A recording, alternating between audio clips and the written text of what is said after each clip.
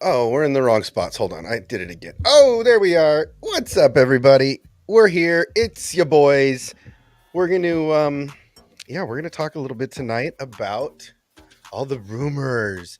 I don't know if you caught the thummy, but the rumors about Marrok are supposed to come out tomorrow, and there's a lot of poppycock out there about about what's going on. So as always, Bunch of malarkey. a lot of malarkey going on. Yes, yes. I mean, we'll just, we're going to talk about that. We're going to talk about what we think is coming up. We're going to talk about what happened last time. We're going to talk about all kinds of stuff. But yeah, the big focus of bullshit this week is the rumors about Marok's origins. So, The what's up, Steve? identity. Yeah, identity, origin, Saber Smith, what's cracking? Yeah, where dude comes from, where dude is he an inquisitor from the old? Uh is he smoke? Because that's the rumor that I heard, he's smoke. Mm-hmm. Because everybody took the Tales of the Jedi um Yeah. Inquisitor, and they're kind of pressing that here. Another one, is it Morgan Elsbeth magic, and is she Mm-hmm. manifesting Marok in the suit? um When people said the smoke thing, the first thing that came to mind was when Hellboy has to fight that guy who pisses him off, and he's going into the lockers and he's opening the lockers in his face and stuff. If Ahsoka has to fight some kind of smoke monster, dude. I mean, I just think of the smoke monster from Oh my god. Lost, right? I Yes, don't know, exactly. the same kind of thing. Oh, So, or is it? Is the other one I heard today was outlandish, and that was, is it a clone of Kanan? I heard that today too. I think, And yeah. I'm like, okay, um, Wild sure. rumors. I mean, unless they scavenged some DNA during his capture, I don't think there was much left of him after being on top of Pretty a massive fuel pod explosion. when it in combusts. So yeah, interesting theories tonight. We're going to talk about it. We'll see if anybody else decides to grace us with their presence. But For sure. yeah, man, it was a wild episode. There was a lot of conjecture. I think a lot of people um, were very underwhelmed. There was one camp that was very underwhelmed, and then there was another camp that was very excited because there were a lot of Easter eggs and a lot of different things going on in this episode. So, what did you Where think? did you? Oh, I was gonna say where I'm at is I like the cliffhanger, because we know that this next episode is gonna start out with them hunting Ahsoka and Sabine, because they know that their ships crash pretty much there. Um, Yeah, I mean, we're so gonna get a lot of lightsaber battles, the rematch. well, the rematch, and this is also the more of the trailer stuff, more of the stuff we've already Yep. seen. We know it's going to be, if, and I think maybe this might be a fun thing to do later tonight. But we know this is going to be a Marok. Here, In one corner, we have Marrok versus Ahsoka. right, and then you have Shin Yep. taking on Sabine, right? So that's the kind of stuff that we have. It's a doubles match, so to Mm. speak. And we saw a lot of this 2-on-2, versus two play in Rebels with Kanan and Ezra and the Inquisitors. So, what do the other big elephant in the room? You and I talked privately about the giant elephants that seem to be swarming this show, but everybody's Literally, Purgle. yeah, Purgle, literally space whales. Is this the episode we see Sabine's Force Awakening? Right, that's the other big thing that Mm. everybody's shitting their pants about, Mm-hmm. and that they're having a tizzy about is, oh my god, another force sensitive, um, another force sensitive female out of Mm. nowhere, acquires the force somehow. So Mm-hmm. it, I kind of feel like that's where, at least that's what I'm hearing with everybody that's covering this. Am I wrong? No, I mean, it was, I could see people considering this a little bit of filler, little fillery stuff, Yep. but they did get into the politics of Star Wars too. So, like, Mon Mothma, and I'm pretty sure the other guy, X, whatever, isn't that the guy from Hosnian Prime? And he's the father of Sakudo, or whatever the kid's name is. Yeah, see, I don't know. I That's it. don't. Like, chat might have to correct me, but I think that came out after they announced that guy's name, which is cool because it's another little sequel type of thing. Like, here's a system that gets completely wiped out by the next coming, and it's Right. ironic. It's really ironic because Syndulla calls him out. Like, what do? You just sit around and wait to see who wins, and that's basically what he did, and it didn't do anything for him. Yeah, cats. Well, and I also like that they're throwing hints back and forth, right? So they're throwing hints forward, like we saw at the end of in the Shadow Company, the Shadow Council.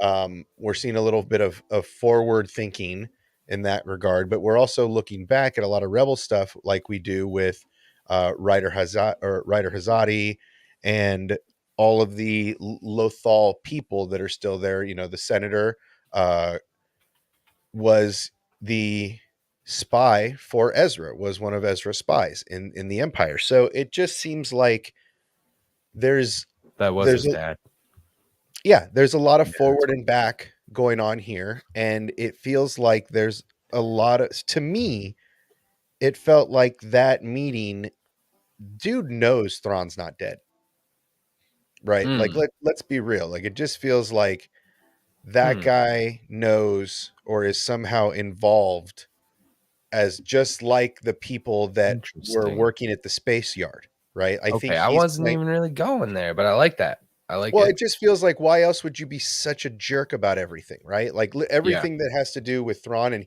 he's pushing the Ezra button, knowing that's going to fire her up and take her off her game. So it just feels like, to me, he's using the Ezra button to distract from the fact that he is always pushing against her notion that Thrawn is still alive, or that Yeah. there's a plan to get him Interesting. back. I feel like he might be in the Thrawn camp. Either Hmm. that or he is I the like most that. Either that or they wrote him to be the biggest fool in all of Star Wars, because I think that is kind of the point because their system gets wiped out by the next empire. Like, they are the example that they use. So, in right. And theory, like, maybe I don't know how much it was hinted at in the sequels, but that system may have been one of the systems that profited most from the First Order. We don't know. Like, or a from lot of Thrawn, or from either Thrawn's, way, yeah. because like I've been saying this whole time, at some point either Thrawn has to leave the galaxy, go worry about either the Usan Van, the go back with his people and fight their war, whatever the case is, or he has to Hmm. get beat Dude, by Hux's First Order, right? chat. Instead of the Empire. They're not going to do this. All right. But what if the Hosnian system was Thrawn favorable, not Empire That's what favorable? I'm saying. And that's why Snoke Palpatine was like, okay, there's a third faction threat here. Let's.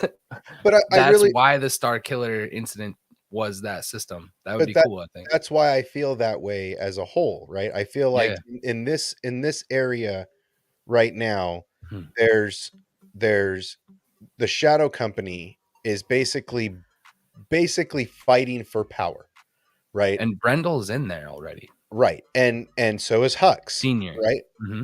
Hux is in that. Mm-hmm. Hux's dad is in that Mm-hmm. council, right? And then we had Moff Brendel, yeah. Gideon. Well, Moff Gideon is dead, right? I'm going to put that in air bunnies Mm-hmm. because we don't know if that was a clone. We don't know Mm-hmm. what Gideon that was. There's a lot of speculation, but regardless of that, there's this council that's fighting for power of what's left of the Empire. Meanwhile, the New Republic is like, they're unorganized schmucks, just like the Empire underestimated the Rebellion's organization. The New Republic is underestimating the Imperial remnants and their organization structure, and that's what leads to their demise. But what I've been saying the whole time is, there's two factions between the Shadow Council, and in the Shadow Council, there's They're Thrawn, divided. there's Mm-hmm. Thrawn's camp, and then there's Snoke's camp. And at one point, these two factions have to come to a head. Thrawn comes back, Snoke gets revealed. All of a sudden, bing bang boom, there's a war. Thrawn at some point has to get taken out in order for us to continue on this journey that they're taking us on to build this star bridge to the sequels, right? Which everybody Mm-hmm. hates, which I don't really care, but that's what's happening. I've been calling it for years. This is where we're going. So if that holds true, Thrawn either has to get defeated or he has to take his part of the army, his part of the Navy, Imperial Navy, and take them out of the system to go fight his war.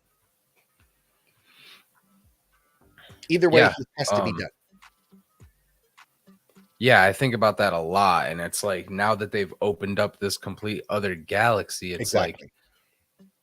like they could, man, really put some of these characters out there and just start telling stories out there. Well, not only That would that, be insane to but me. Like, but it goes back to what we've been saying for years. It goes back to that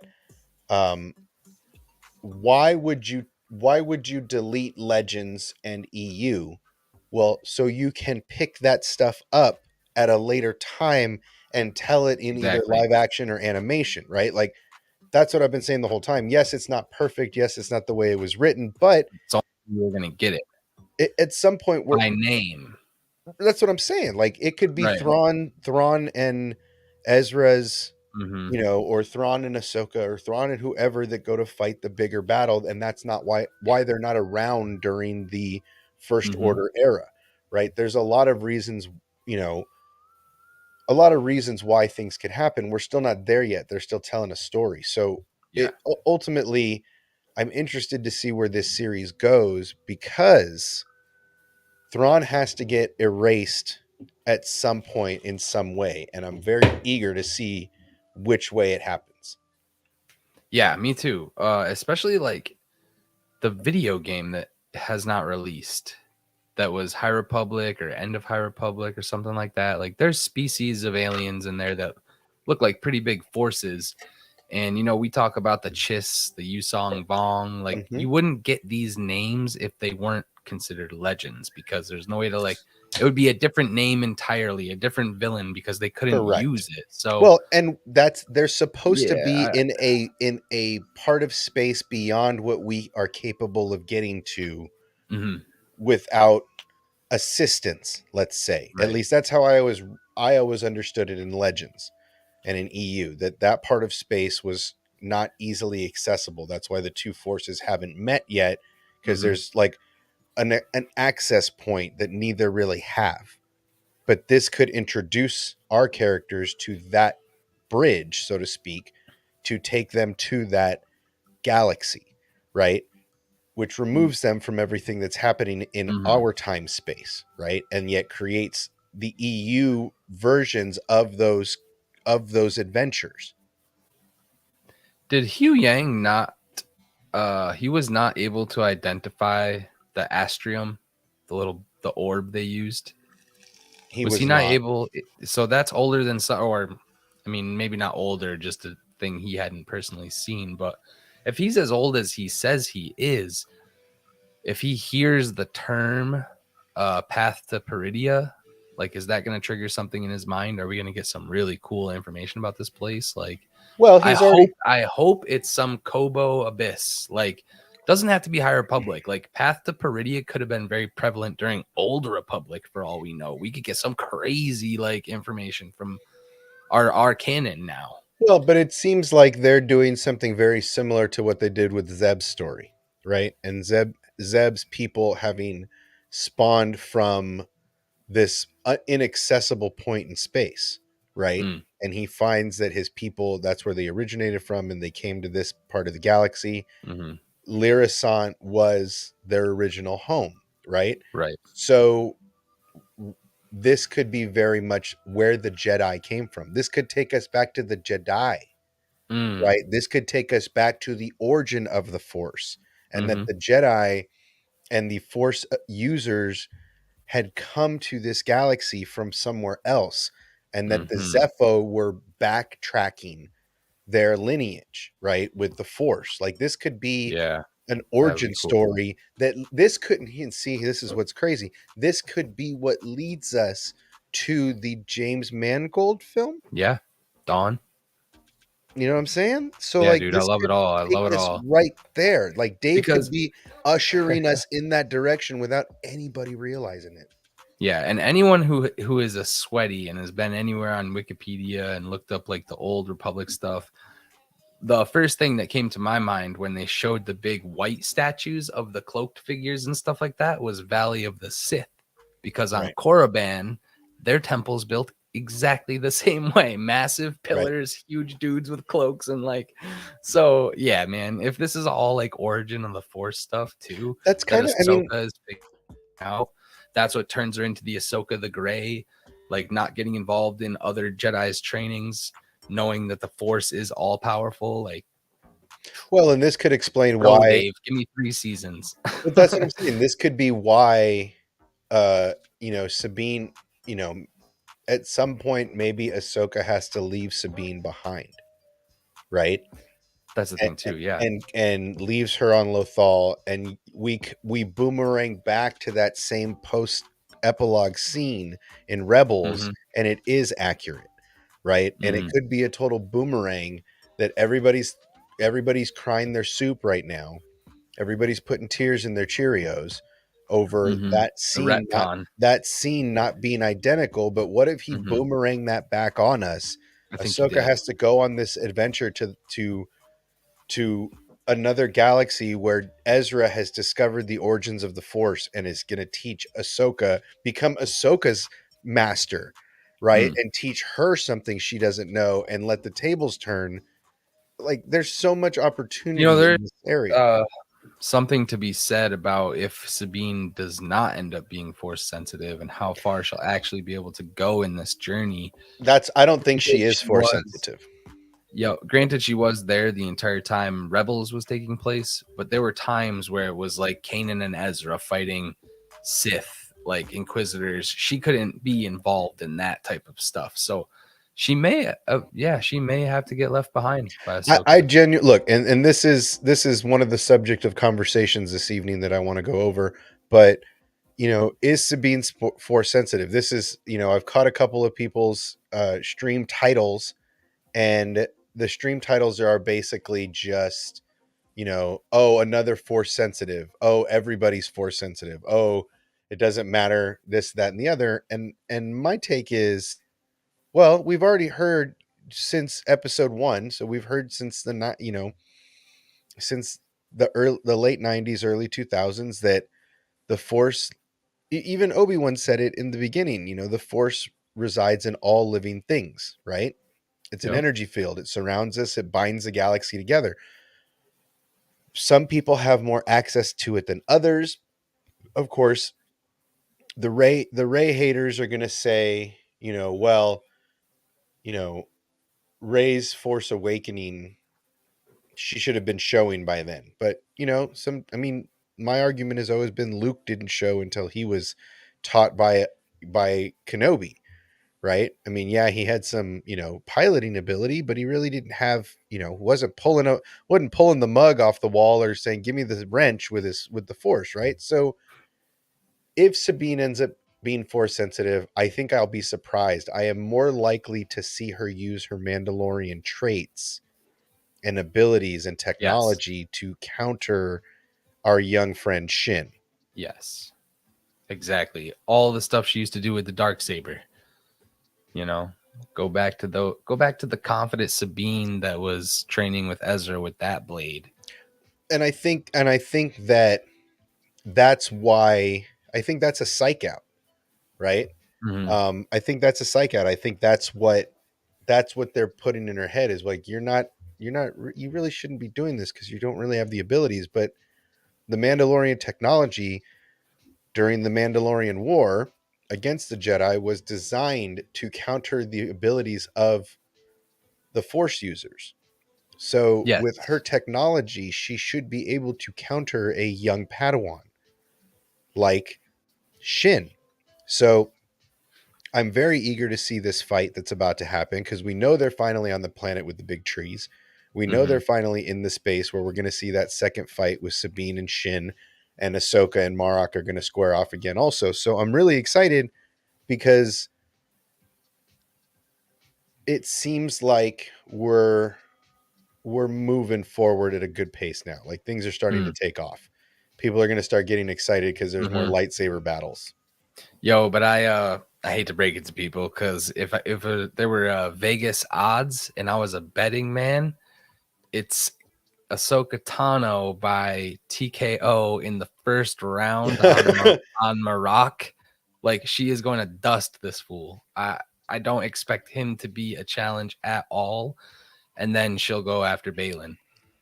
Or I think Shin might flee back to Balin, but I don't see Marrok holding anything to Yeah, Ahsoka. well, and there was, Similar to the there's. other I'm Inquisitor. going to wait a little bit. I found a photo on the Twitter Hmm. that somebody was very curiously what's the word I'm looking for? They were alluding to something in the background of a certain shot that they left Hmm. in the trailer, and oh, good to see you. Long time no see. Um, but we'll see. I think this episode is going to have more meat on it as far as Hmm. the last episode. A lot of people were saying felt like filler. I thought there was a lot of good stuff in there.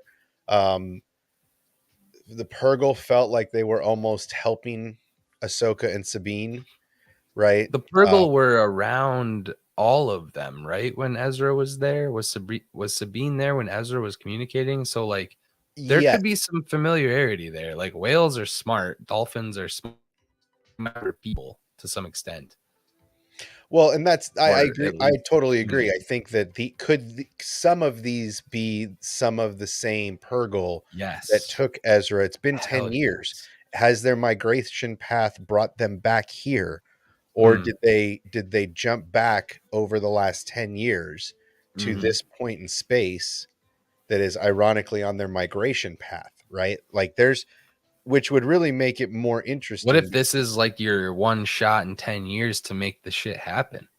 Well, What and if what if they don't migrate but once every 10 years? Now they're right. here, we gotta go. Right. Well, and that's just it.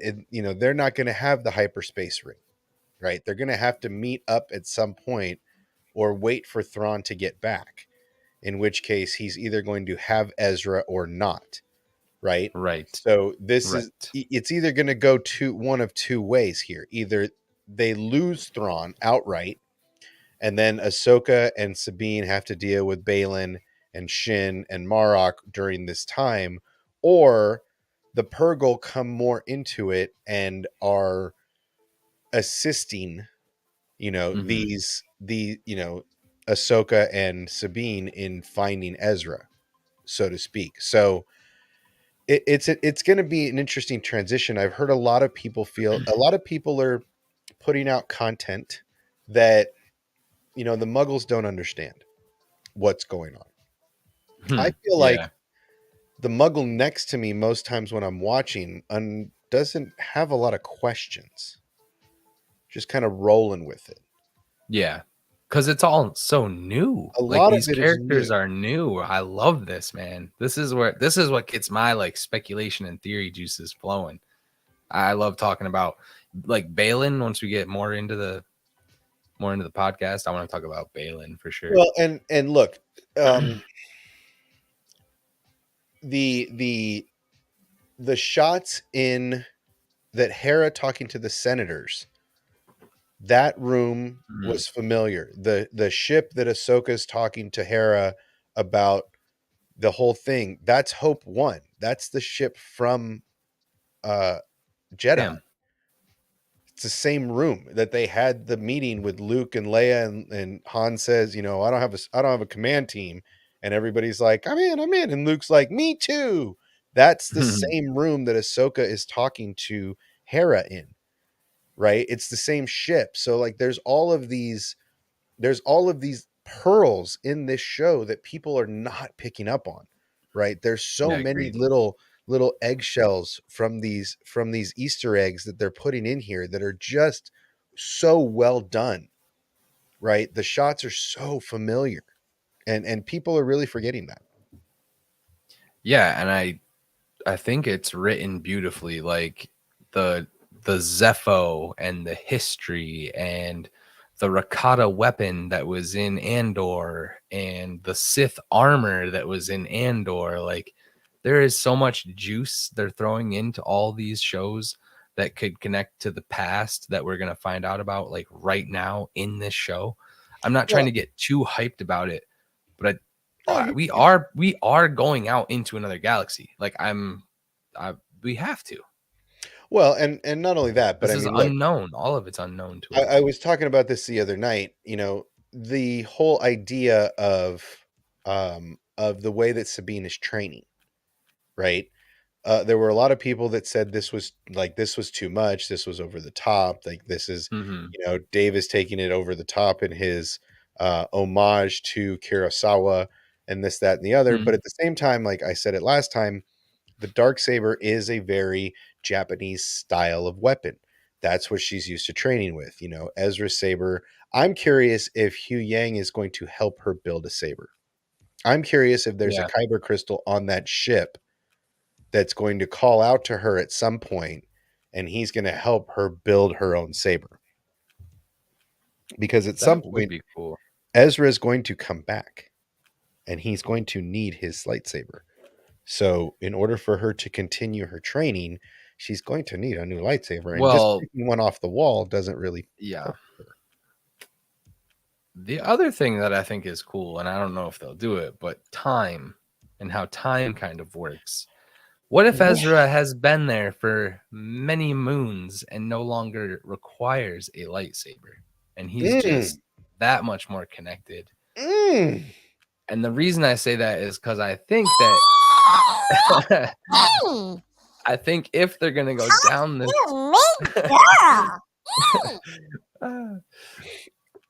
but like you talk about like an airbender type of person or someone that just doesn't even need a weapon and he's just so in tune with the force that you're not even gonna the blade's not an issue. We've seen Ronin in that one fight, he just boom and he's holding the blade. Like this Well, I mean, person even strength wise is not even a comparison. think about the It's brother, like Super right? Saiyan Goku. The brother and the father. Like the father, the brother could disarm lightsabers with his thoughts, Hmm. right? Like this, we've all seen these things, but we've only seen them from the gods, basically, right? Hmm.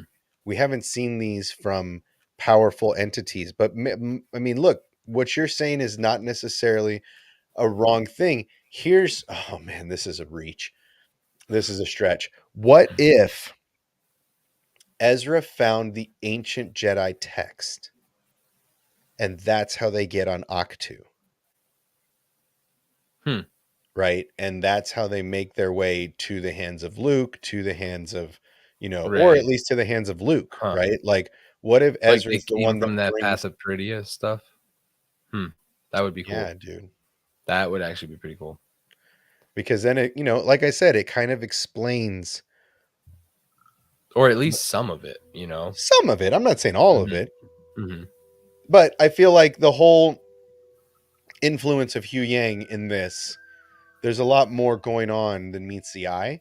Perhaps some of his memory banks, 3PO had some stuff that was restricted. That's what I'm R2 saying. Like, R2 was a stubborn little droid that didn't let all things be seen until he was ready to release the knowledge. It feels like Hu Yang could be the same way.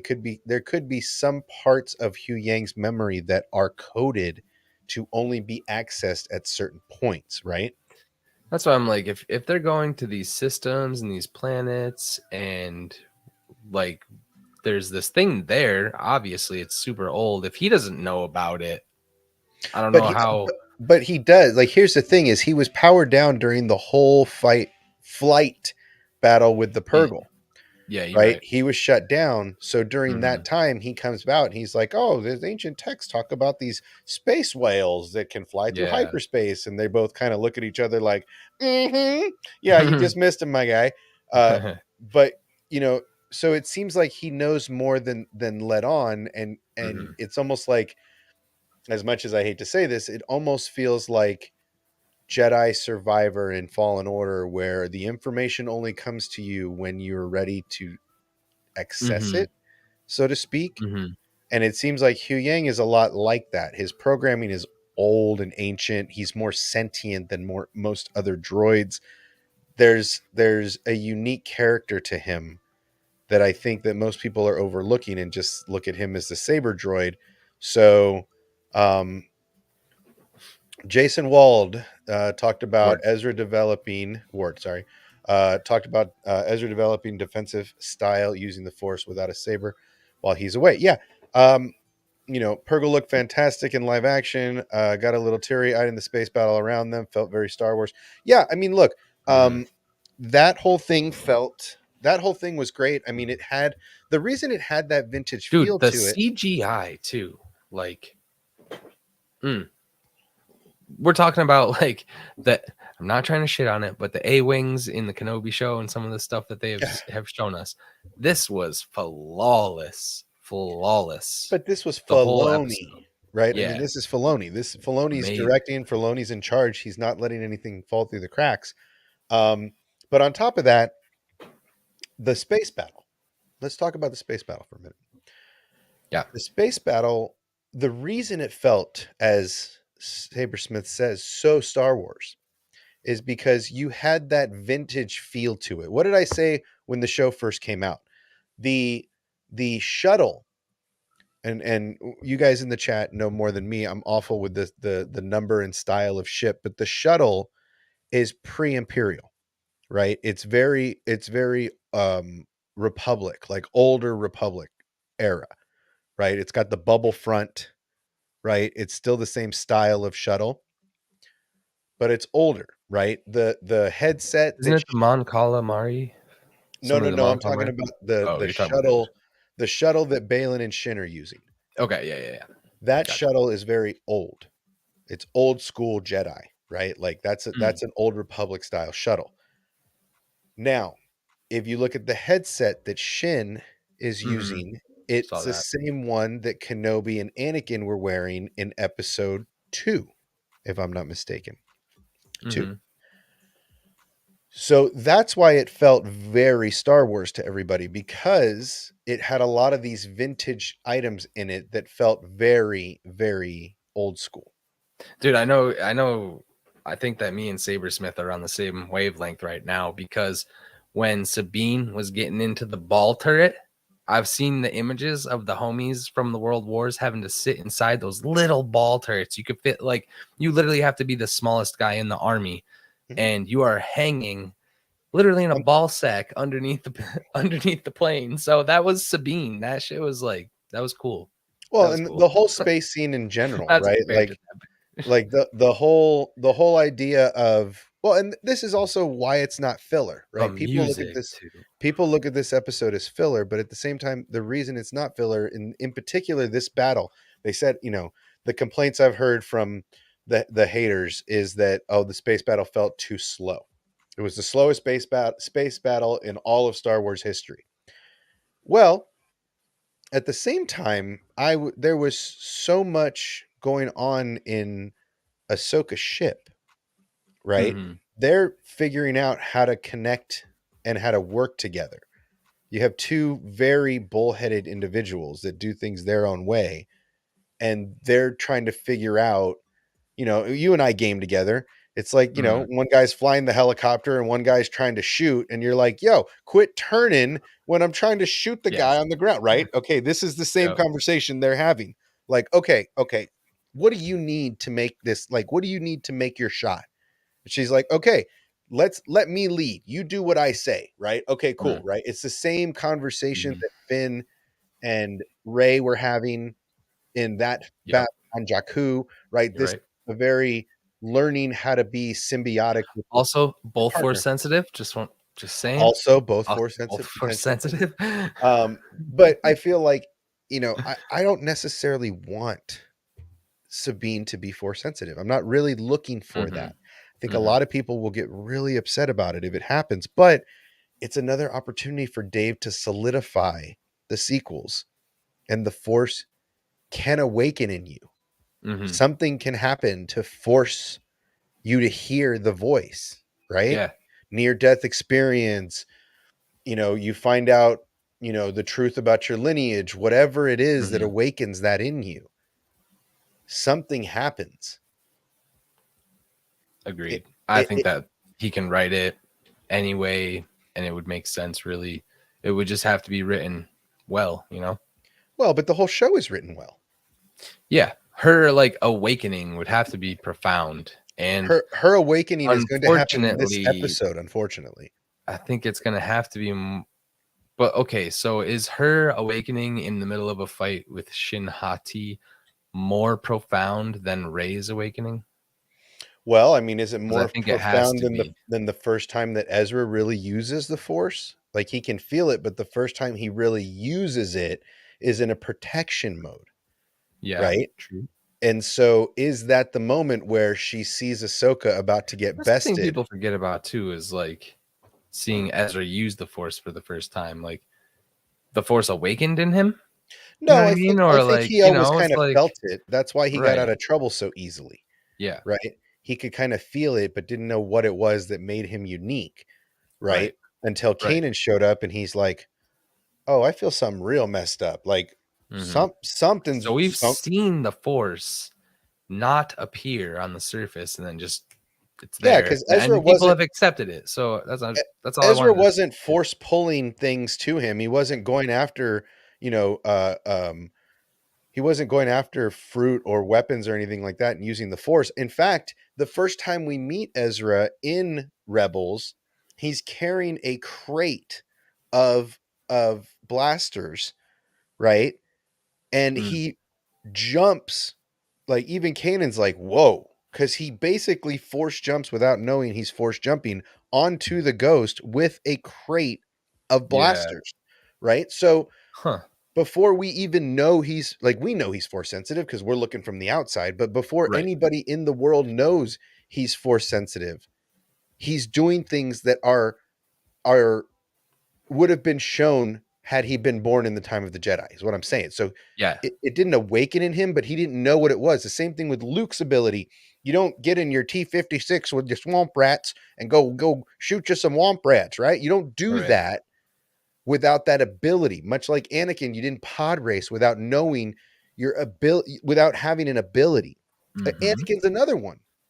If we really want to argue this point, which I really enjoy doing, in the Force Awakening, Anakin didn't even know that he Right. had abilities, right? Until he meets the Jedi that tell him he's special. Right.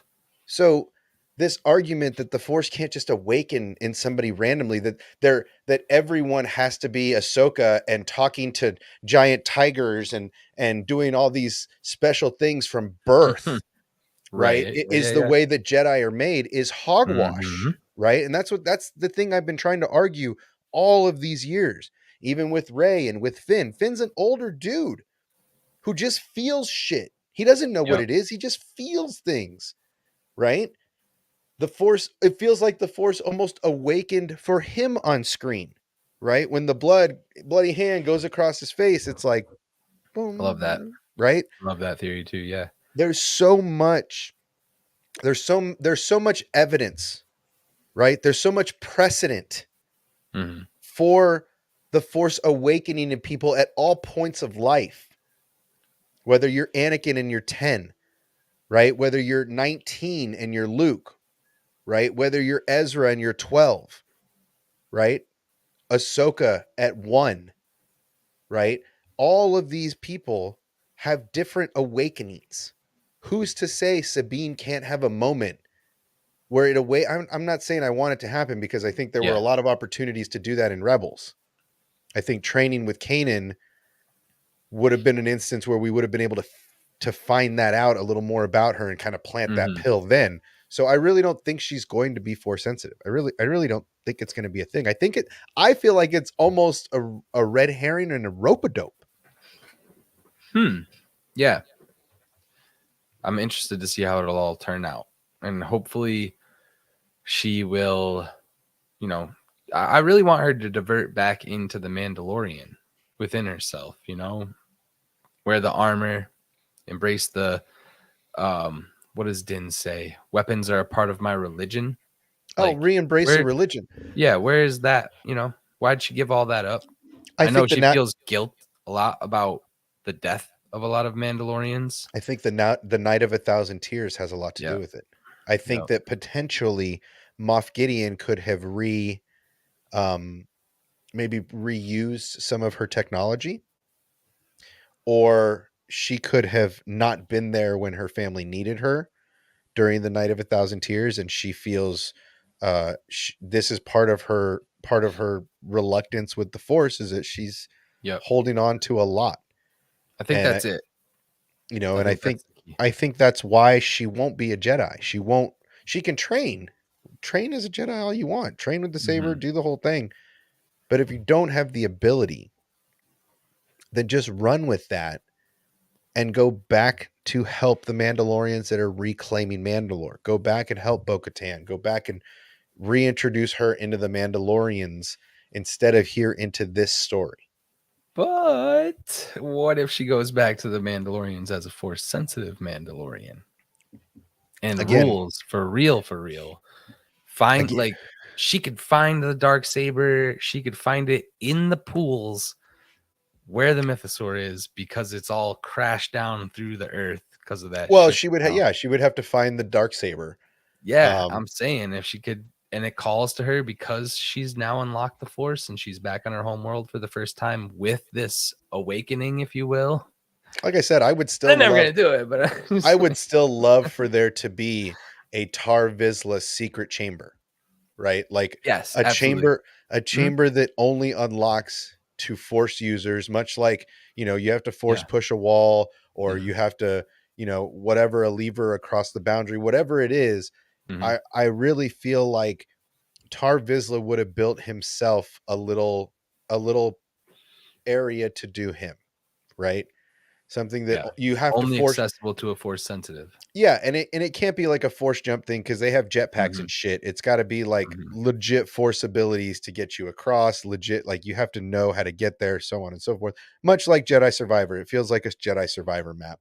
Um, but yeah, I mean, it feels like these are stories that could be told. It just depends on Oh, that how was a good Dave one. wants to get in on it, right? And if he wants to take us into that direction. Is Sabine going to stay with this group, or is she going to end up back with Din Djarin and Bo-Katan on Mandalore? Yeah. That's hopefully they don't end point anybody's stories. They could keep writing and interconnecting this for a long time. Well, and who says that we have to, like, who says this has to be a one season thing? I mean, they are saying it has to be a one Go season there, thing. man. Go to the other galaxy. Go. Come back in Yeah, a season. go to, I Yeah. mean, I mean, it just depends on if we're going to get more of that Rakatan story because they Mhm. introduced that in Andor. They showed Luthen having obviously a Rakatan ship powered by Kyber. Oh yeah, that Um, thing was crazy. and then he's holding a Forgot piece about of that. Kyber from, Rakatan Kyber, like that, opening that story and them Yeah. learning about it uh, before the Death Star is built. Mm-hmm. That's an interesting connection. I don't think anybody's paying attention to right now. Could the Rakatans be the allies, or are they the enemy? Yeah. Time will tell, man. Do you want to switch it up? Because I want to talk about Balin Skull. Let's talk about Balin's skull. There is no real confirmation that I was on the Star Wars actual website trying to read about him. It doesn't say that he left during Order 66, right? Like there's no No, confirmation. He no. knows Anakin, knows what he became, right? I think he says that. He says few know what he became. That Okay. was Yep. from him. So he's been around this galaxy, this area.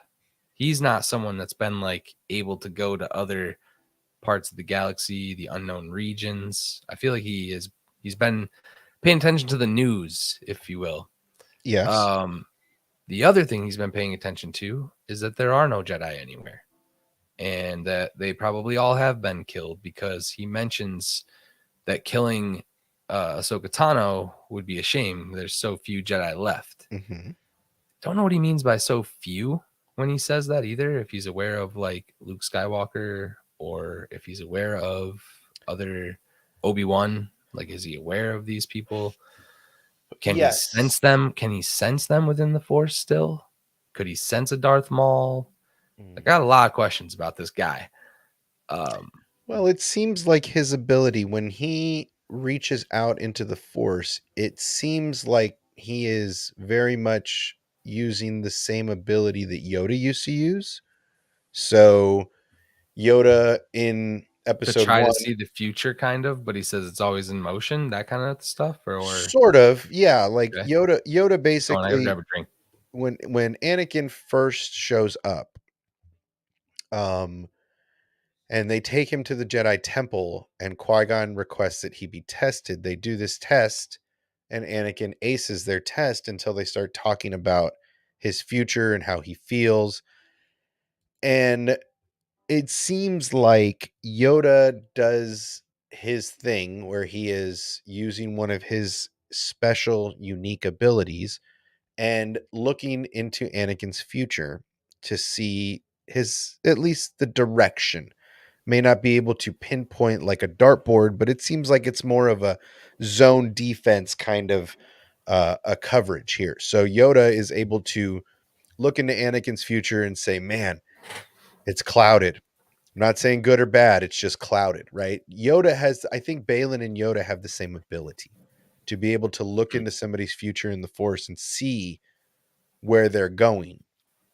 Again, not necessarily like a laser accurate, you know, this is exactly Because what's he going to says happen. clouded, right? He's trying to figure it out.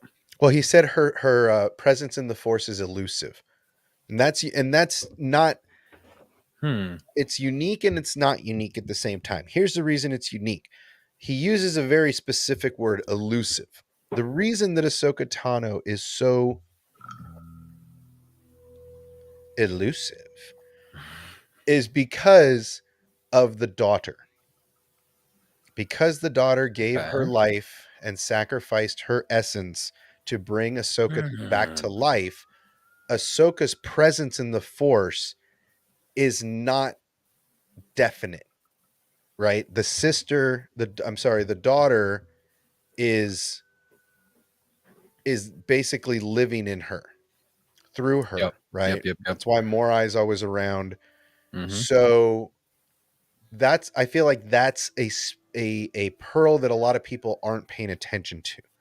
Especially the Muggles won't really know that because you haven't watched the entire Clone Wars arc where Mm-hmm. Ahsoka basically dies at the hand of the brother's poison and the sister sacrifices her essence, her life force to bring Ahsoka back and essentially putting her life essence and her force essence inside of Ahsoka. That's why Ahsoka can't really that's why she there's a little more I don't want to say this. I don't want to mess this up, but there's a little more of that Anakin juju in her force ability because the daughter kind of helps her see ahead of things, Mm-hmm. right? She's always one step ahead because her ability, her natural force ability is heightened because of the daughter. And I feel like that's why he says elusive because he can't pin down anything about her. You know, another thing that I'm just noticing, like the more and more I look at pictures of this guy, I wonder if I can bring it up too. Oh, here you want to Um, bet you want a Balin image? Here, I got a Balin image for you. yeah, Here. I don't know. My brain just went to this place of like, you know how you always see those viral videos of the guy posing to be military and they get called out on it. It's like Yes, stolen valor is what they sure, call it. sure. I'm really wondering about this guy. They don't have Sith eyes.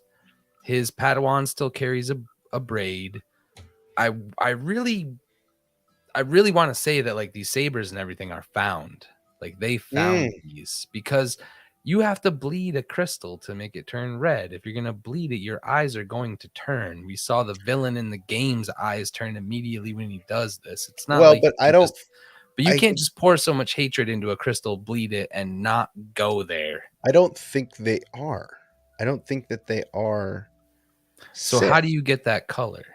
I think just like I think this is another instance of gameplay leading to reality, right? So, Don't do that. Don't simplify it. well, I mean, I think that's it. I mean, if we see orange sabers in Fallen Order, Mhm. at some point you have to put them in live action somewhere. It's a You're choice. trying to imply that that Cal could change the color of his crystal whenever he wants. He can't. No, I'm implying that you choose the color of your crystal, or your crystal chooses the color it decides to be based on who you are. Now, if that's the case, green, green, blue, yellow, right, were the original three, and red were the original four. Guardian, what is it? Guardian, where the yellows were for the temple guards and things like that, right? Yes. For ceremonial positions, stuff like that. Anyway, Mm-hmm. then they introduced white, Mm-hmm. and even before Fallen Order, this was in Rebels. We have Master Sube, Yeah. who is teaching Ahsoka The patience. homie's on ice right now, right? Yeah, the homie that's on ice, yeah, in Fortress Vader's Inquisitor. fortress, right? Yeah. And his saber was white, so that was introduced, and then Ahsoka has white, and then it's in the game. Cool. The only color we haven't, and then Mace Windu obviously has purple, right? That's introduced. So here we are with all of these different colors. I hear you. Orange is the newest addition to the family. Look at it like the M&M colors, right? At some point, blue, they had to get rid of tan, and this may be before your time. I don't know if you remember tan M&Ms. I think I do, actually. But there was a Light tan brown. plain. There was brown, and then there was tan. It was plain M&Ms had a tan M&M, and then one day they voted on the new color, and it was blue, and all of a sudden we had a blue M&M. Right? This is the new. This is the new color introduced for whatever reason. We've seen it once before, and it was the villain's color of his lightsaber in the video game. It's the only time we've ever seen orange. Well, I mean, like I said, we saw orange in Fallen Order. Orange and red have a total difference in color. But in like, as far as like a cinematic storytelling element, we have only ever seen orange, right. And the homie floated the crystal, turned it in front of us. That's like really evil stuff. Right. These people don't have Sith eyes, bro. But they don't have to. That's what I'm saying. I don't think hatred in order to make a kyber. I don't even think it's close red. To the color. I don't think it's supposed to be red. I think it's supposed to be orange. I think Dave did this very specifically for a very specific reason. I agree. And I don't think it's red. The only reason I'm pushing back on it, like the turning of the colors, is because if it's not that, they found these sabers.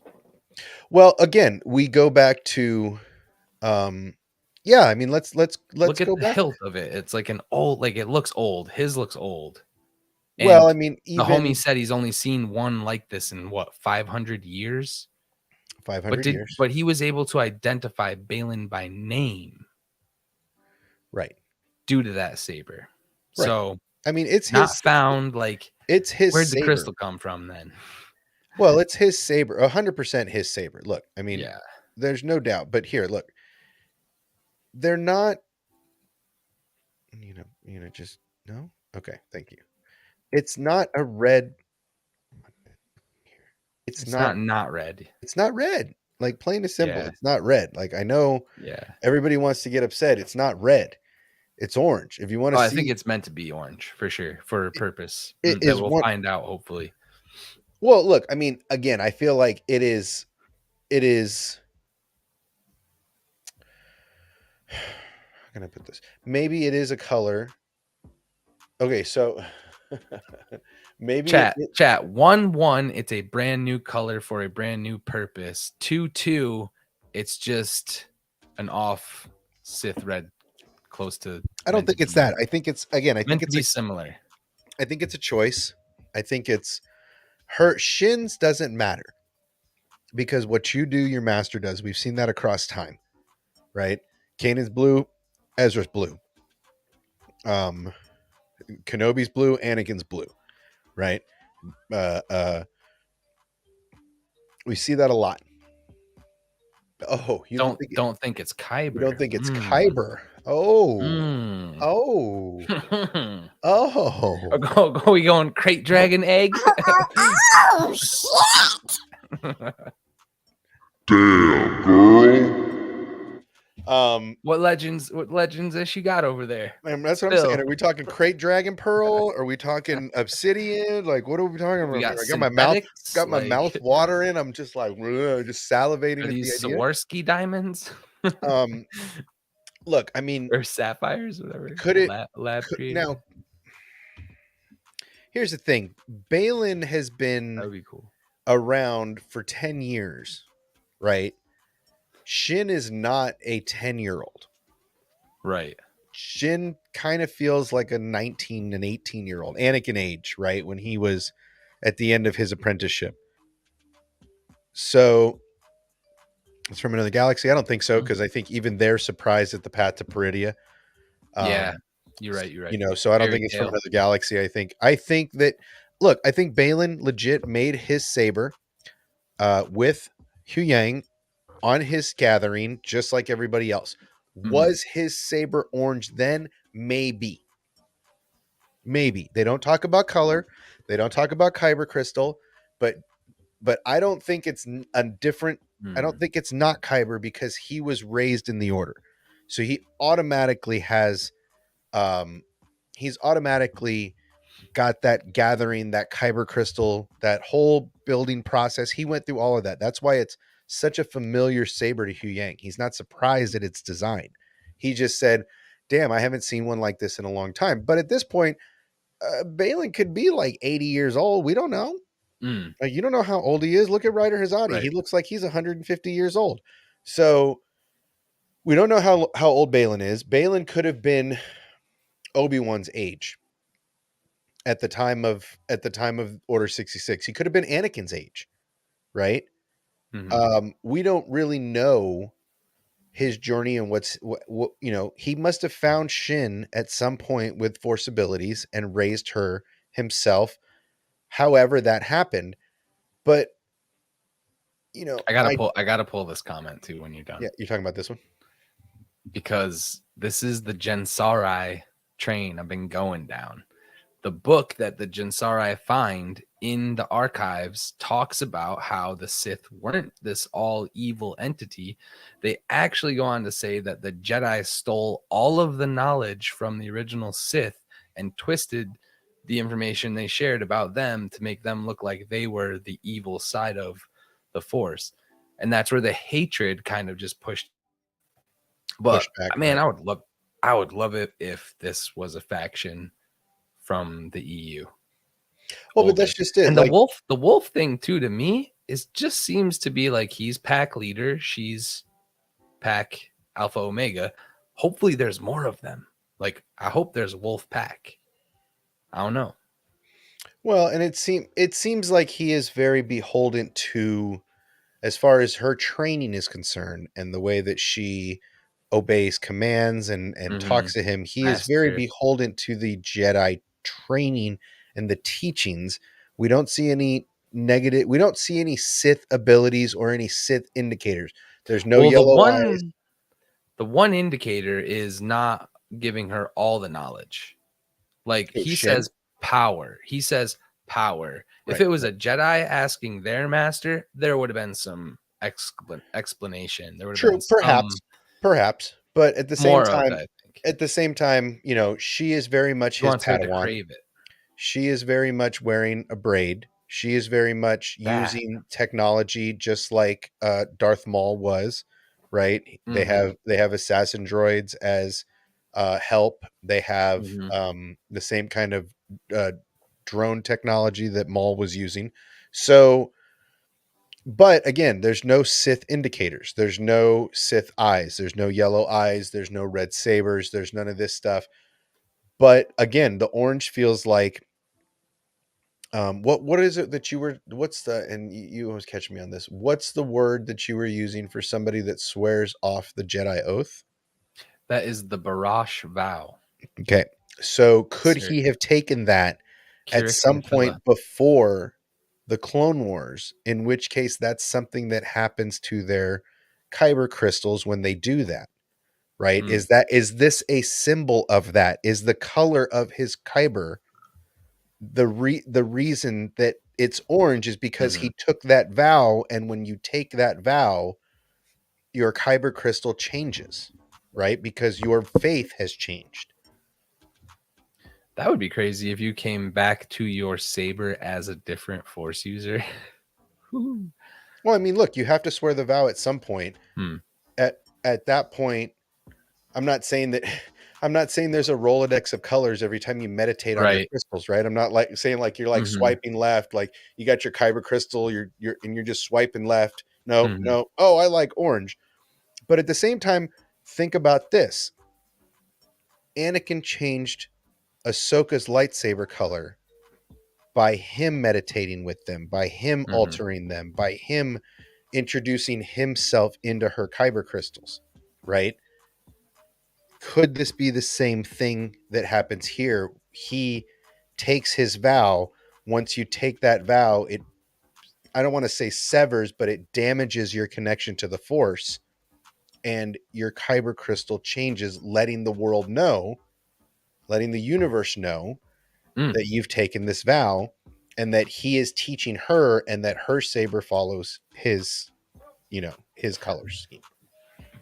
The train of thought you just went down, not necessarily with the vow and everything, but that's why I was asking about like crystals and connections as far as like Sabine and her force ability. Like we have seen crystals call to other force users and people Mhm. use them. So if Ezra does not need his saber and the crystal is sentient enough to know this, could Sabine's connection grow enough that Ezra's saber calls to her, Sure. and then that connection builds, and then we're like, oh shit, Sabine's got a saber that literally feels her now. Yes. Yeah. Like, that's what I want. Well, I mean, think about it. Ezra and Because of her Kanan. love too. Like, I feel like love can be a part of that. And not Ezra attachment, but like, yeah. Ezra and Kanan had found kyber crystals before, the giant kyber crystals they kept from the Empire during Rebels. Mhm. So hearing the kyber crystals isn't just hearing yours, right? Ezra heard the giant kyber crystals that they helped destroy along with Saul Guerrera. Mm. They did it a couple times, and I feel like that's the thing, is that you don't just hear your kyber crystal. You can hear other kyber crystals based on a situation, right? Mhm. So again, they've said it before. The crystal is almost sentient. It's Yeah, feeding off of you. It's trying to make a connection with you. That's why the color of the saber follows your path. Why the Sith have to bleed their crystals to make them red, because they have to make them submit to them, right? mhm, So who's to say that who's to say that taking a vow changes your connection with the force, and that would then translate into the sentient properties of your kyber crystal? for sure. Like, we don't know how in canon Rey goes from having the color she has to yellow. We don't. Well, I mean, we don't That even could know where be she got the, her kyber crystal to begin with. and that could somehow be explained as like the equivalent of this orange color we're seeing here. Like, we're talking spectrums, yellow and orange could be just two new colors that are opposing sides of a thing, of a specific connection with the force. We know Rey's going to somewhat be more balanced, so maybe Well, these and guys are like, I don't know, just that's different. what I'm saying. The idea that the crystals are sentient, almost sentient, Hmm. and the fact that there's this connection with them, right? You see, this time and time again. This is why I like the idea of the comic version of Luke finding his kyber crystal rather than the imagined um the imagined story by the fans, right? The imagined story by the fans is Luke found that kyber crystal in Obi-Wan's hut, and that was Qui-Gon's crystal, and that's where he got it. That's why it's green.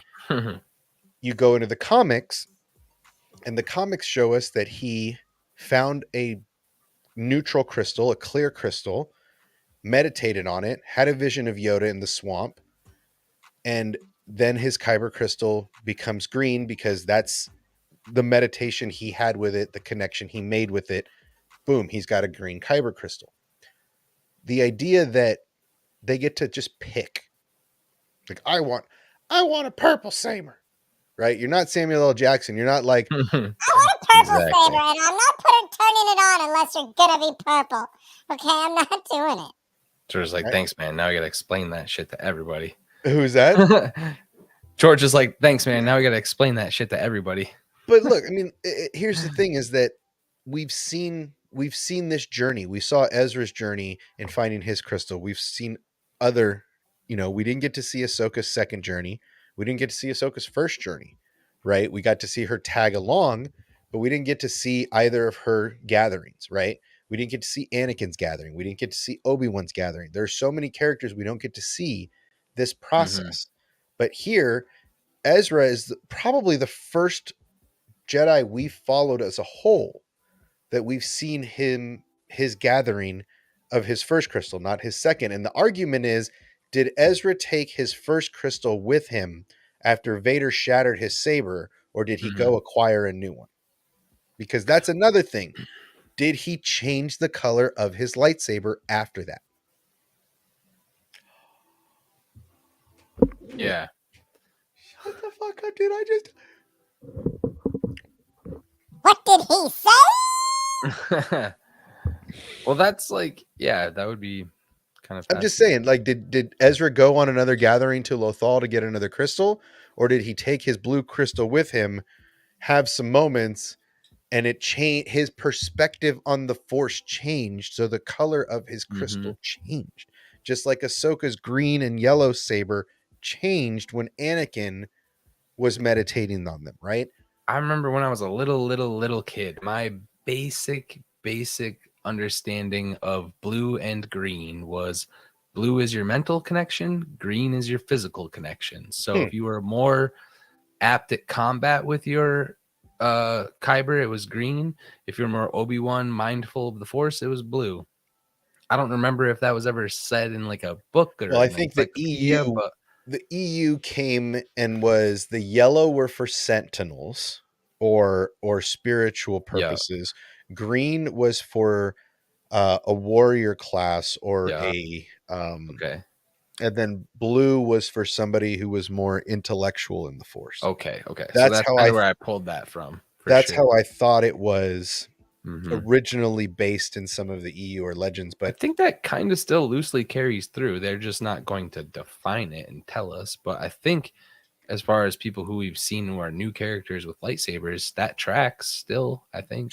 yeah, I mean, it tracks a little bit. I mean, I think Ahsoka breaks the rules. I think, these new characters, but I think again, Well, with these colors, yeah, they don't have explanations yet, but right. But the yellow, I think yellow for Rey shows that she is more of a guardian of the Force at this point. She's not so much, she's not so much of a, I don't even know what you'd call her, but I feel like that's the reason she ends up sparking a yellow lightsaber is because she is.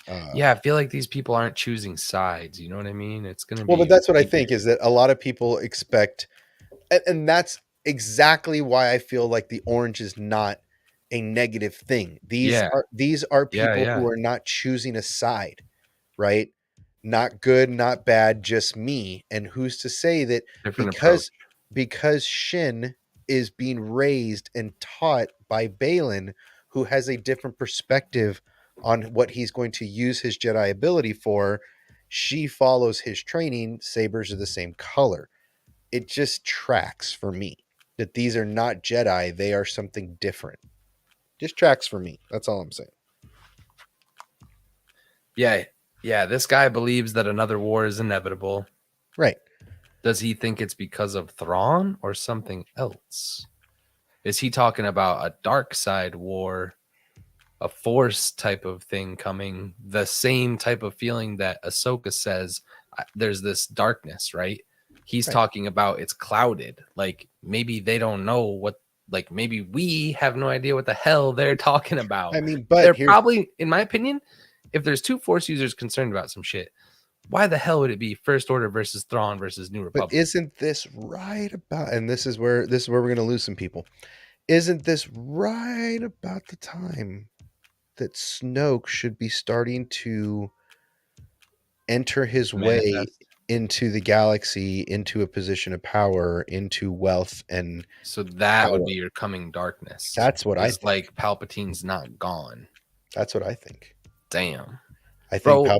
Palpatine still. I mean, again, people hate it because it's sequel tracks, but Snoke needs to be a force, bro. Like, he is. That's just it. but I'm just saying, like, more so now, like I 100-fold. But I think that's what the I don't know course how you do it. of the Filoni movie will Yeah. cover, right? The Filoni movie isn't just going to be Mandalorians on Thrawn's army. That's not all it's going to Right. be. It's going to be an Avengers, I think it's this heir to the Empire. Like, but it's going to be the Avengers movie where everybody Yeah. comes out of the woodwork. Boba Fett and Fennec come out of the woodwork to help the Luke. Mandalorian side.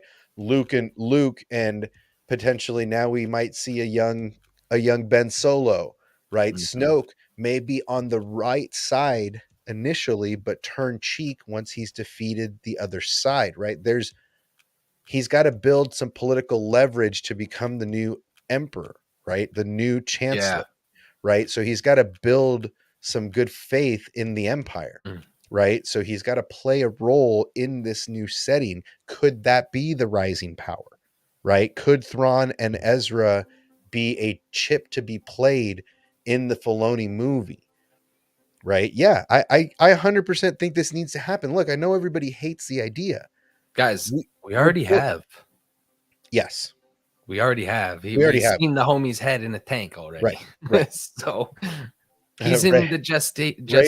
Ray has Ray has a yellow lightsaber color because she's a scavenger. Okay? She's a scavenger. again, I just feel like Snoke has to start making an appearance in Arise for this to track, right? He's got to start because at some point Luke is going to take Ben. There's a good amount of time where Ben Solo learns from Luke, and then during that time Snoke starts to corrupt. He has to be trusted enough to be around Ben Solo, right? That's the thing, is he doesn't just show up and go, "You're my new puppet." He's got to be seduced. Snoke has to seduce Kylo Ren the same way that Palpatine seduced Anakin. It has to track the same way. So I think he's the unknown power that's coming. Yeah. Right? He's the shadow. He's the shroud of darkness around the whole thing. How's Dave Filoni gonna rope-a-dope everybody with the same villain they hate? He's not. Everyone's like, wait, is it Thrawn? Wait, is it the Yusong Vong? Are the Chiss coming back? Nah, it's just Snoke. No, it's just Palpatine came back again, guys. Palpatine, the Sith did it. The son of a bitch. The Sith did it again. But it's not really getting them again. It's more like telling them how they got, right? Okay, so this is like telling the bank how you robbed them after, right? So like, right. Yeah, right? exactly. They're telling them, right? This is the play-by-play. Did you see that Stallone movie Escape Plan, where he's like an escape artist? That's the same thing that happened. Dave Filoni is like, okay, look, we already robbed you people of what you feel like you were deserving. Now we're going to tell you how we robbed you of this. But it's got to be good. And this is what we're talking about, how how the Clone Wars series for a lot of people saved the prequels for them. I think all this is going to do this. Come back. How people argue, and this is one of my favorite arguments. People argue that Disney, Lucasfilm, Star Wars is losing money. They're hemorrhaging money. Well, newsflash, kids. I don't know if you knew this, but George Lucas lost his ass bringing y'all the Clone Wars. It drove him to bankruptcy. And if that's peak Star Wars, what does money matter? Right. Right? Yeah. Does the money matter? Reach. The only people that got more money than Disney is Apple. They don't care. And they're still selling merch. They're still selling rights to sell merch. And if you're sitting in a writer's room or where you work at your job, only writing concerned about what everyone's going to think about it, you're never going to put pen to paper. Like, that shit's never going to happen. But I think it's already been storyboard. Dave's already got this shit ironed out. Exactly. They're not focused on a lot of what the like outlandish like reactions are. It's like They the don't story's care, gonna dude. They move. don't care. Right, Like right. all of these streamers and content creators that are like, we're gonna show them. You're not showing them shit. They don't care what you Mhm. say. If anything, you're giving more. There's no such thing as bad publicity, right? You've heard this. Like, the only Mhm. bad publicity is no publicity. Guess what? You're giving them publicity. This is what I keep saying about it. If you're not going to honor your word and say, I'm done with Star Wars if this sucks, if you think it sucks and you're still covering Star Wars, you're not of your word, Mm. right? You're not honest. You're the liar. All I'm saying, right? If you hate it so much, kick rocks. Find something else to cover. If you hate it so much, but you won't because you like your clicks, Well, and right? I think a lot of the people who we know are fans, the big channels that hate on this Sure. stuff, we know they're fans. I think ultimately, like deep down in like the heart of hearts, they're all waiting for that redemption arc. Like to Right, but them, Star Wars will have the most amazing redemption arc of any IP ever, and they're just holding on. They're gonna keep beating it down because they want the redemption to be that I mean, glorious. are they shorting Star Wars?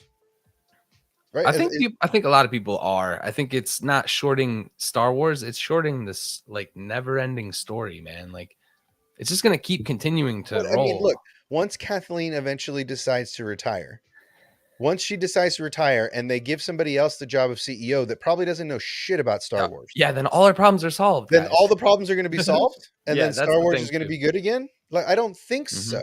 I We don't got think rid of that one Bob. The next Bob wasn't that great. Now we're I don't back to think the that's other the Bob. argument that they think it is, right? Just Yeah, because Kathleen's gone doesn't mean it's automatically going to change and they're going to retcon eventually. Yeah. everything and they're going to do what DC is doing and retcon the whole series because the Mhm. fans are having an outrage. Like, Mhm. no, dude, they're not. If they haven't yet, they're not going to. The idea of retcon the sequels is dead. Like, dead on arrival, no pulse, do not pass go, do not collect $200, go directly to jail because it doesn't exist, right? Mhm. Get on board or jump ship. Yeah. Like, I'm sorry, I don't feel remorse saying these things anymore. Like, I used to feel bad saying, be nice, don't say shit. I don't care. All I've seen for 2 years is people shitting on something that they keep making money on. If you're going to be one way, put your money where your mouth is and start covering something else. Right? That's all I'm saying. But no one's willing to do that because the it sucks, the Star Wars is dead, the Ahsoka killed Star Wars tracks with the algorithm, right? So That part. Yeah. I'm just saying, like, I hold true. I don't look, I got my issues with all the shows, but I love it all. Like, I truly love it all. Even the Yeah, Speeder dude. Gang, even the stuff that people hate, and I'm not a big fan of. The I'm people still on still board. hanging on to this is what gets me. The people that still hang on to like they're gonna just bypass a whole Bro, trilogy of films. and if you haven't figured out by now that Dave is building a star bridge literally to the sequels to help make it make sense, to Yeah. help you haters get on board and to make it make sense as to why characters did what, why Luke went to Octu by his damn self. All of Mm, these stories are going, I feel like Dave is going to tell all of these stories as long as they're going to let him. And if he can connect these two eras and bridge a huge divide in the fandom at the same time, then he's doing a great yeah. job. But there are some people that are like, If it's not George Lucas Star Wars, I don't want it. Like, Disney Star hashtag cancel Disney Star Wars. Cancel it. Yeah, and it's every day, it's every week, every episode. They find a reason. It's look, just man, like, dude, bro, come on, please. I could go through right now. I could go through and pull 3 things from the original trilogy that are shit, that make no goddamn sense in the story. especially after Clone Wars, that make no sense, especially after the prequels make no sense. And this was all written by George Lucas. I could find 3 examples right now of stuff that makes 0 sense. But people hold on to the O-Tree trilogy like it is the Bible, the all sane book of everything. And it's like, how messed up that stuff is. So when I see Yoda, the memes and the gifs of Yoda saying, there is another, oh wait, no, there's 14 more. Again, I can literally dissect the OT trilogy just as much, right? So for me, how about just enjoying it instead of bagging on it? Let them tell us a story. Remember, it's science fantasy. Well, and here's the other thing And it's too, made is for us to have a good time. the key component of Star Wars is the Force and the balance and the push-pull between good and evil. We know the timeline goes back 25,000 years. You're not going to tell me there was only one dyad within that entire time frame. You're not Oh my God! Don't say the awful word. Oh my God! Oh my God! He fucking said it! He said the word! Oh shit! You're not going to tell me there's only one chosen one throughout all of time. Our good friend who couldn't be here with us today has famously said, They say that the chosen one can save you and kill you at the same time. They say that but yeah, so I mean, I didn't hear that. I hope you heard that. It didn't echo in my ear. But like, there's been many chosen ones before the ones we know. They balance the Force in their own way. People will sit here and say that Bane. Mic drop. Bane was a chosen one. Revan, Bane not bring balance. Revan, Bastila. So this was the dyad before the hated dyad, right? See, there's a good dyad in the Revan and Bastila school, and then you have the Rey and the Kylo Ren or Ben Solo school, and that's a bad dyad, okay? Because that is Disney Star Wars dyad, and that is not good. But then you get over to the old KOTOR dyad, which is the Bastila and Revan. That's the good dyad. Yeah, exactly. It's like, you call it a tomato, I'll call it a tomato. If it walks like a duck, quacks like a duck, like it's a bazooka. I mean, look, goddamn. it's just the way it is, man. I have come to grips over this last year. I have come to grips that there are just certain people that are not going to be happy no matter what you do, right? And for me, I'm going to look, there's stuff in everything that is not perfect, but I'm not going to bag on something that I enjoy. I'm not going to turn it into something I dislike. So, what I compare it to is like, you have they're not film actors guilds, but you have like how dare you?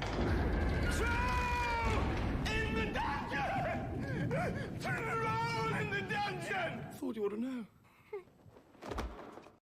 How dare you? Continue. So hear me out. You have these groups of actors who have only worked together, only done movies together since I was born. We got Adam Sandler's, Steve Buscemi, or who's with him, right? The same guys he's always got. David Spade. Yeah. Adam Sandler's got his crew that he rolls Happy with. Madison, right? Yes, yeah. Happy Madison, yeah.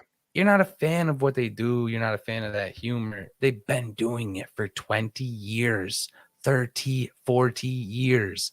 You're not a fan of the progressiveness, the evolutionary tones, the present political controversy that they bring into Star Wars. They've been doing it for 30 years. They've been doing these stories in the same tones to match what humans are living in and try to help us relate, but remove ourselves from it and see how fictional made up characters would respond to these same types of stresses. It's just like, man, if you're not enjoying the story and the balance and the retellings, like, that's all they're doing. Well, and look, I mean, the thing is this is not, and this is where I agree with the haters, right? the Disney decided to trash George's scripts for what they made for the sequels. Fair. I'll give you that. But and yeah, maybe they didn't follow what George would have done. But the guy that was George's apprentice at the time was not in charge of those things.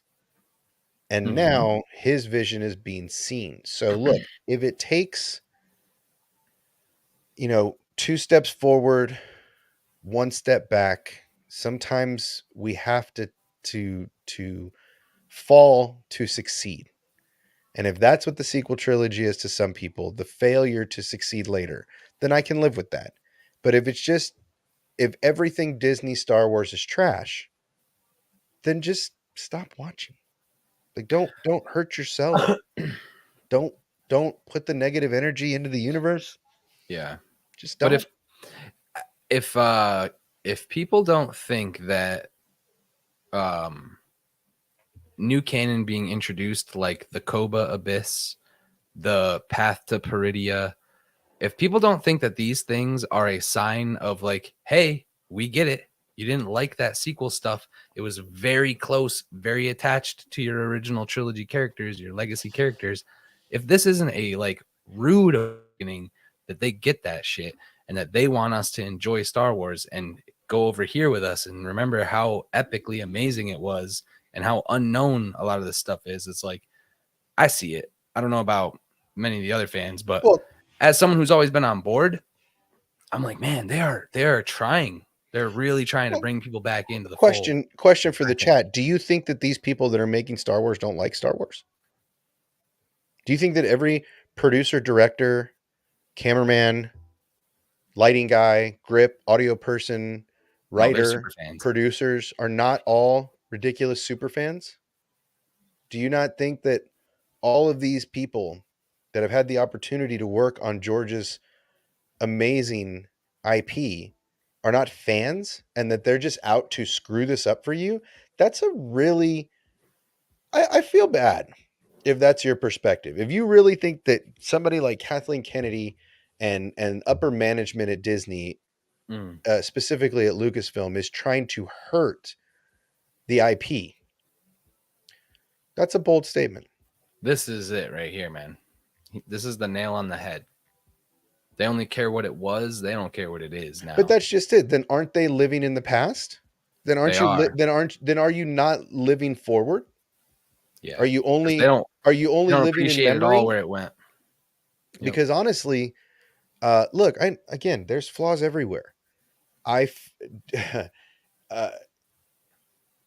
This is what I talk about. It's like, well, that's what. Yeah, expectation if you ruins. always get if you always get what you expect, you're not going to ever go see a movie that you thought you would never like and then come out of that movie like, that's one of the best movies I've ever seen.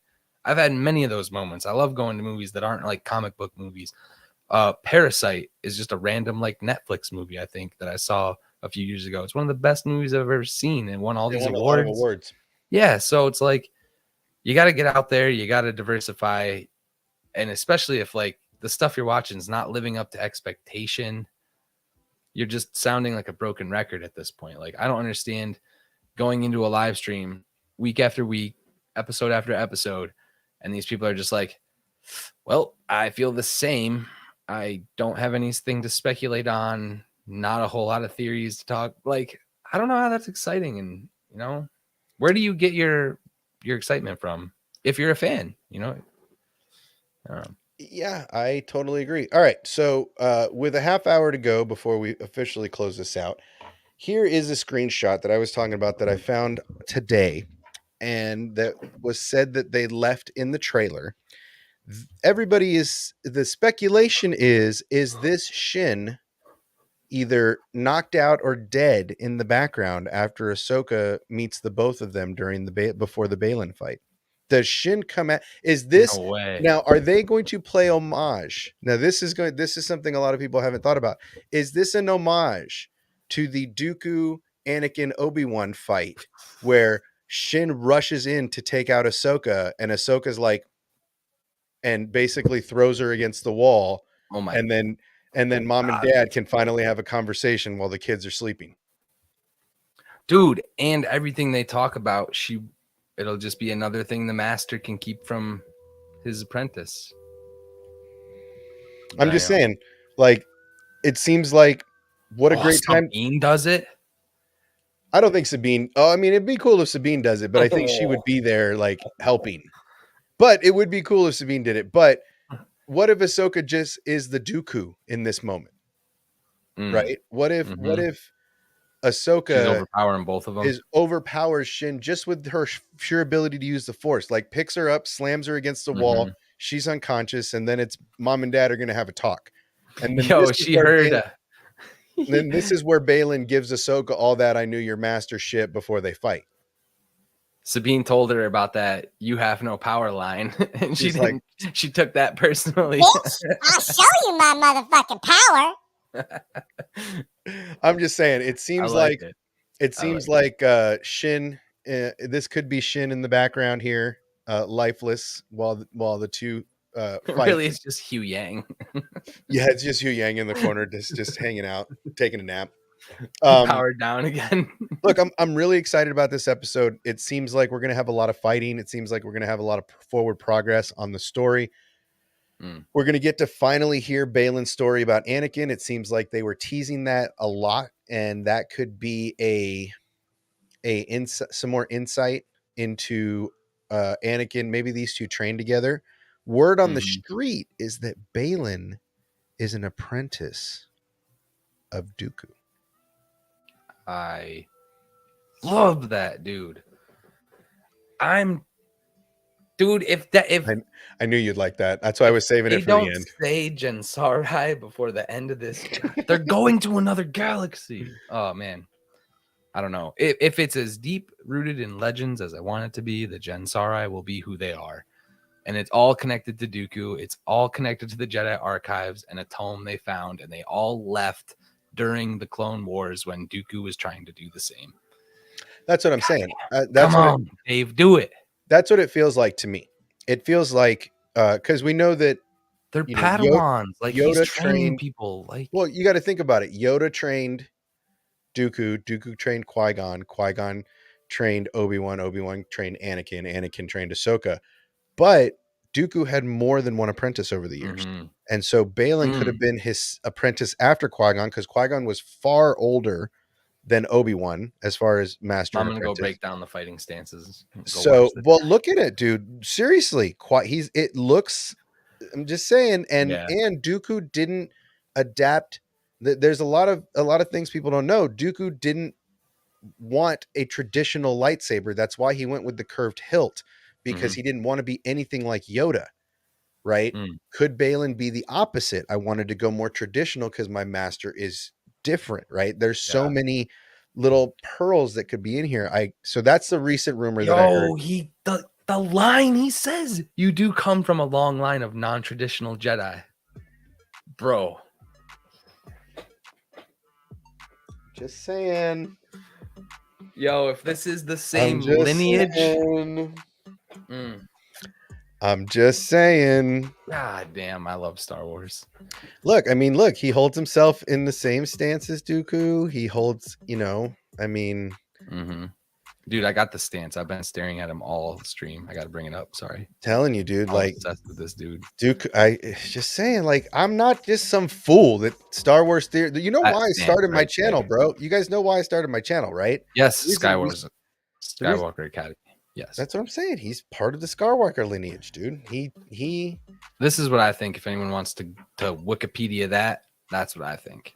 But I'm just saying, there's a lot of stuff in here. The whole reason I started my channel was because Star Wars Theory Weekly would shit on my super chat ideas, and so I was like, screw it, I'm gonna make my own channel. And I've been shooting pretty good, man. I've been batting, I'm gonna say I'm batting 425 overall, like a career 425. That's Hall of Fame numbers right there, bro. That's Hall of Fame numbers. I'm just saying. But yeah, dude, there's a lot of pearls in these episodes. These episodes are not filler. Dave is not great at doing filler in these short episodes. He's going to give you all kinds of information, And And he did all the previs, right? He did Isn't that everything. what Rosario said, man? So if like the Purgle scene and just every shot, dude, every goddamn shot. I'm so Well, hyped. and I love how the protagonists of our story are not meta, right? They're beatable, right? That's what I'm enjoying so much. Yes, the shindig was not accepted widely through the fandom. However, the fight between Ahsoka and Marrok was fantastic. Marrok using his saber to run away, fight another day. The force pull of his saber, Ahsoka just, dodging shit she feels coming. It just seems like they're on it. These are Mhm. not filler episodes. These are great episodes.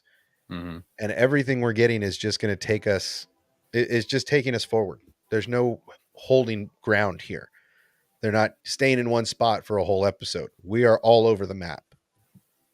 Yeah. All right. You got any prediction? Any predictions for this Well, episode? I want to say it is not Star Killer, and it is not Smoke. So it's not Night Sister Magic, Okay. and it's not Palpatine or Tales of the Jedi Smokehead, deflatable head What do you Inquisitor. think was up with that after he passed? Do you think that was going into the cosmic force of some sort? No, The, no, I the think dark wraith style? I don't. His body didn't deflate, only his head. Yeah. So I don't really know. So lightsabers only vaporize heads, not organs. No, I don't really, because he didn't vaporize until he hit the floor.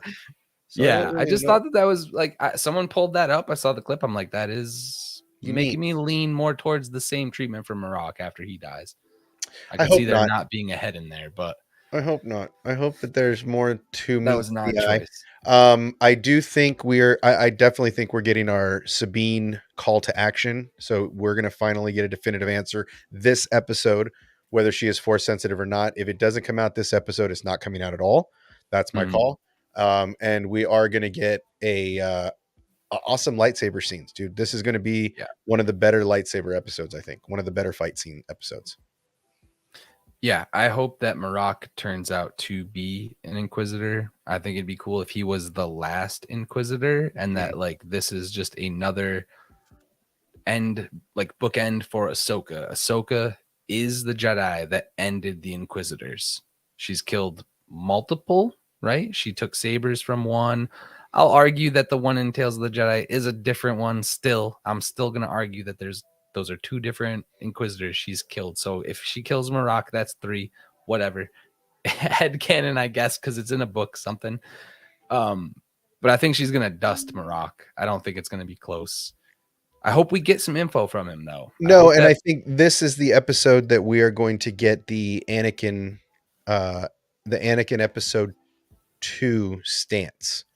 So when when Anakin is fighting Dooku, he has a very unique stance where he holds his blade above his head horizontally. We see Ahsoka like that before they engage. And so we see more of Anakin's fighting style coming out here yet again. And it's interesting because she's using her single saber a lot. She Yeah. did the same thing again against Morgan. And it's interesting. I feel like that's almost her saying, you're not worthy of my second saber. My second saber, like it's almost a cockiness to it because she did the same thing with Morgan until she disarmed her. And then she brought out her second saber. Or no. Yeah. No. She fought with both of them, but then she got disarmed. And then when she got disarmed, that's when she's like, okay, I'll be serious a little bit. But it seems like she's using a single saber a couple times with Balin and with Marrok. So I'm really interested to see why. Again, I'm interested to see what happens this episode because we're going to lose some folks. Again, this is the Sabine do or die moment. Chat saying some interesting things.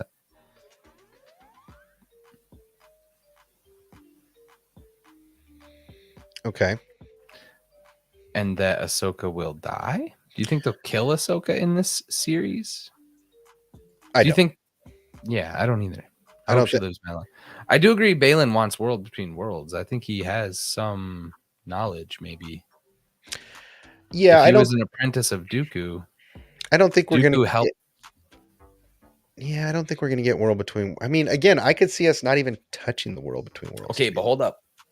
Because Dooku was the one helping Palpatine get the flamey blue hand thing through the portal. It was the two of them that channeled the energy.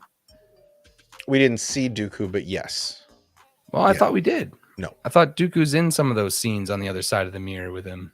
No, the only time we see that is in Clone Wars when the Yoda arc, the Yoda Vision arc where he's dancing the wills. That's the only time we see Dooku on the cauldron with Palpatine. But for all we know, he could have been helping. For all we know, yeah. What is that from? That was from Clone Last Wars episode of Clone Wars. Clone Wars season. So what are they doing though? What are they doing it for? Oh, it's just Yoda's vision. It's Yoda's force vision. Yoda. It's Yoda's force vision on what the future holds. The wills are showing. Oh, he sees them doing it. Mm-hmm. Okay. But we don't know that wasn't that moment. Yeah. So because Dooku, that's kind of where I pulled because that. Dooku is technically no, Vader is his apprentice at that point. So no, he was doing it on his own because Vader wasn't involved in any of that cauldron shit. Dooku, Anakin didn't have. He never included Anakin in that stuff. He was doing it all on his own at that point. Yeah. So no, he was alone. Palpatine was acting alone during that scene. Interesting. To the Bendu, dying means letting go of your past. Ahsoka will. Cool. I like this. The Gandalf. I want that. Give me Ahsoka the Grey. I think if you're going to do that, if this is the direction that people are saying that Ahsoka is going to die, then we have to see the daughter. Right? We have to see Morai landing on Ahsoka and the daughter's voice in the background saying, the Force is everlasting, right?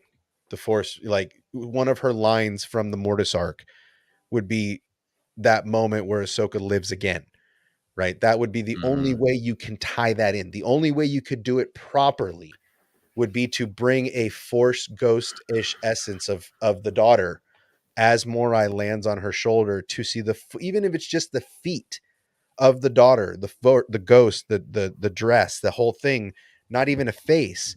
And then you see a hand come down on her head, this is not the end. The Force is everlasting. And boom, that's when she becomes Ahsoka the White. That's when she becomes Gandalf the White. This is possible. Yes. I think they have to use the daughter. They have to use the daughter if they're going to do it right. So can this be the episode where we see all of the premonitions of like, if I fought Anakin on Mustafar? Yeah. If Marrok gets the best of her, yes. Yeah. Yes, potentially. If Marrok gets the best of her, you guys may have swayed me on my own prediction. I just don't see it. I don't know when we're going to get the Anakin moment. Mm-hmm. I don't know how that's going to happen. Mm-hmm. Is this the first time you've caught it? We've been probably doing this crisp. I mean, they haven't been this big, but we've been doing it. Yeah, I've been perfecting it week by week, altering it week by week. This is the best version of it yet. But yes, we designed our own. So hey, if you guys appreciate that, I know a lot of people are subbed here. My channel is Scotty Hawk, Hawkward Gaming. Come through. But yeah, man, look, I think that that would be the only way it would be proper. Is to see the daughter's footsteps, to see the hand of the daughter lifting Ahsoka out of away from death. But yeah, I mean, I think this is the Bro, episode. Give me the live action daughter all day. Like, I agree. Do anything like that? I agree. Give me that. Yo, shit. Oh my god, bro. We didn't. So that's what Dave said, bro. He said at Celebration, as he rushed to Celebration to go be on stage, that he just finished an episode and it was a religious experience. That's the only way that I see it going. A resurrection. And that nobody has talked about this. Yeah. Nobody has talked about the daughter potentially being in the episode, resurrecting Ahsoka for a second time, understanding that she is the true balance of the Force. But now would this sever Ahsoka's relationship to the daughter? That's what I'm saying. This could be the moment where she no Damn. longer has access to Morai, where she no longer has the protection of the daughter. You no longer have access to World Between Worlds. This is like you're back to being normal. Like my Damn. lifeblood is gone. It cured the poison inside of you that was your soul that my brother had poisoned, and over the decade has cleaned your soul, basically has cleansed your soul to where now you are back to being on your own. Yeah, it could happen. It could absolutely happen. Morai was on the planet. She first showed up in the episode of Mando. So Morai is following. Morai is with her. Yeah, Morai is always She's with her. We following haven't still. seen her in the background yet of the show anywhere. Not this. Right. Not this show, which is something that I'm a little disappointed about. I would have liked to have seen her at least. I hope we see her this episode. I hope we see Morai on a tree during this episode looking down. You're back to being normal. Put your hand out. To, Put your hand out. back to, oh shit. What did he say? Good shit. No, man, look, there's a lot of, I mean, every time I watch the episode, I find something new. That's the thing I love about Dave Filoni. If you watch Rebels enough time, you see more and more of what they're doing. You see more and more of his style. The more I watch this, the more I'm so grateful that Dave is doing the writing himself. Yeah. That Dave did all the previs himself. Never a doubt.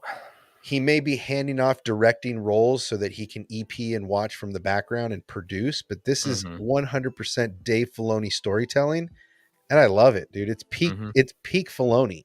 And all the people that say, you know, Filoni's woke or Filoni's broken Star Wars and Star Wars is dead. Well, you know what? I feel bad that's how you feel, because it's not for me.